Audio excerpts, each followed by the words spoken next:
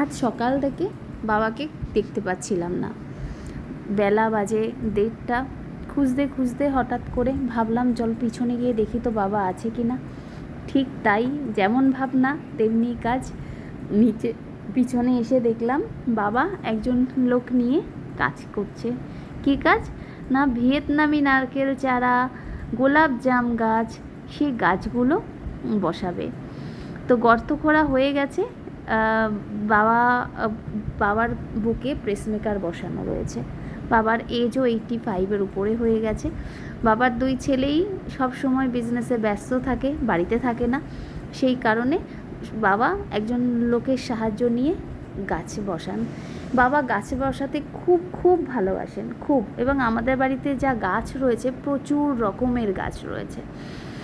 তো বাবা এখন গাছ বসাচ্ছে। আর একটা ব্যাপার, যেটা নারকেল গাছ লাগাতে গেলে যে নুন দিতে হয়, এটা কিন্তু আমার জানা ছিল না। কারণ আমিও গাছ প্রচণ্ড ভালোবাসি এবং লাগিয়েও থাকি, বাট কোনো দিন আমি এই নারকেল গাছ বসানোটা দেখিনি। তো বাবা আমাকে বলল নুন দিতে হয়, নিমখোল দিতে হয়। আমাকে বলে গেল যে তুমি এখানে এরপরে তুমি নিমখোল দেবে আর নুন দেবে।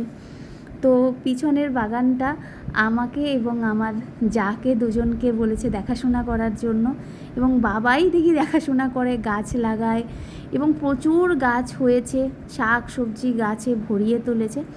তো এই নারকেল গাছটা সত্যিই খুব ভালো। এই ভিয়েতনামি নারকেল গাছগুলো নাকি ছোট থেকেই নাকি একটু বড় হলে নিচ অবধি নাকি নারকেল ঝুলে আসে। আমি কোনো দিন দেখিনি।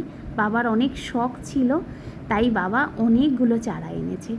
দেখো গাছটার এখন জলও দিচ্ছে, একটা বটলে করে নিয়ে জল দিচ্ছে।